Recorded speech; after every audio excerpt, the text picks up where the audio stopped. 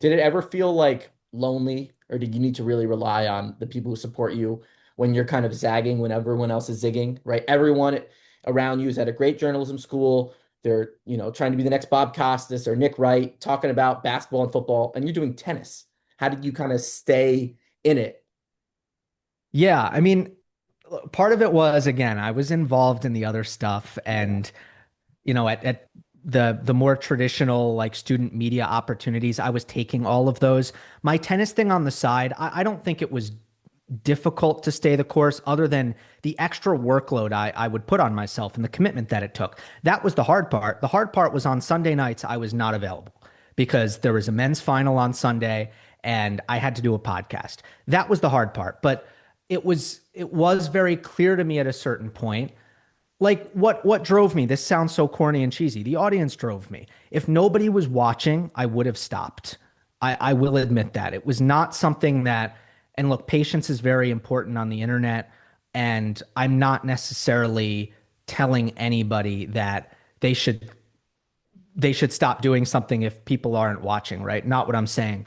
But when stuff got really hard, let's say, the reason why it was really not difficult to keep on going is because I started to feel a connection to my audience and I started to feel an obligation to nurture that audience. I did not want to go dark on them. So that made it pretty easy. So it was kind of like a self-created purpose. Yeah, I think when your content finds people who are interested in it and enjoying it, there's nothing more motivating. There's nothing that is a better driver to keep doing that. And then, I do think that the I felt there were people who did encourage me. There were people who said, "Wow, this is amazing. You're doing this thing on your own, and you have whatever I had at that point, even if it was 5,000 subscribers." Like I remember, to be honest, I remember feeling like, wow, I have more subscribers than the student TV station at Syracuse. I have more subscribers than Citrus TV. I remember thinking that to myself at the time. And meanwhile, Citrus TV is an organization with a really, really high tech studio Yeah. and a bunch of students They just redid the putting in a studio a couple months combined, ago, actually. what's that? They just redid the studio about 6 months ago. I saw that actually. Yeah. But like, think about it. The operation that is Citrus TV is a combined, like, how many hours of labor go into that every day? So How intense. much So the intense. combined talent, even at a student level, the combined talent that goes into that place every day. Like, and I was like, oh, wow, as an internet product, more people want to watch me. So it's like, I had certain cues and signals that just told me, like, all right, I'm on the right track here. But at the same time, um, everyone is committing hours and hours, a part of a TV station that is very laborious, and you're doing your own thing. There had to be people who kind of doubted you, right? Being like, well, you're doing something untraditional. You could fizzle out at any time or anything like that. I just feel like from all my Yeah. conversations with people, even if they're having success, if you're zagging when everyone else is zigging, you feel something. If you feel some doubt or you're not sure sometimes. Yeah, and I'm sure there was plenty of doubt. I mean, how much of that made it to my ears, right? Who is Right. willing to tell me that? That's Yeah. really the question, right? I will say, like, I remember sitting in a class with a professor who I love. I'm not even gonna say his name. Tell me off Uh, camera. I want to know if he's still here. Off okay, okay, I will. But your hint will be he's like also a prominent member in the Syracuse media, so like people Oh, know who okay. he is. Okay. Okay. But he was saying something that isn't at face value wrong. But I was sitting in a class and he said, podcasting, there's a lot of flexibility. There's a lot of different ways you can do it.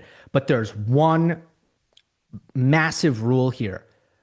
You must have multiple voices. You cannot do it by yourself. And here I am sitting there and I have a monopod. I sometimes have guests, Yeah. but the core product of my podcast is actually me monologuing, which goes against rules and it's not similar to what most podcasts are, but that's an example of one scenario where like I'm literally sitting in a class and the professor is like, "Don't do that." The thing that I'm doing. Yeah. That's kind of. what I meant. Did having like multiple skills, like I know you can do play by play, obviously you can podcast. Did having those skills keep the dream alive in that post grad period where everyone's trying to get their feet settled? Post grad, my plan A was to work in tennis, but I had no illusions about how difficult that potentially could be because one aspect of it being a niche sport and just the general structure of it, there just aren't that many jobs. So Yeah. I certainly hoped to work in tennis post grad, but I did not know that that was going to happen. And I had plan A, B, C, and D. And plan A ended up working out with tennis. What was your question?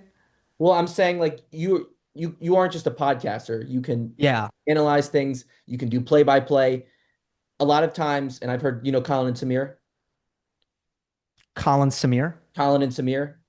Oh, no, actually. They're very famous podcasters, have their own YouTube channel. They've got Mr. Beast on it sometimes. They talk about, being an entrepreneur on YouTube or just creating your own entity.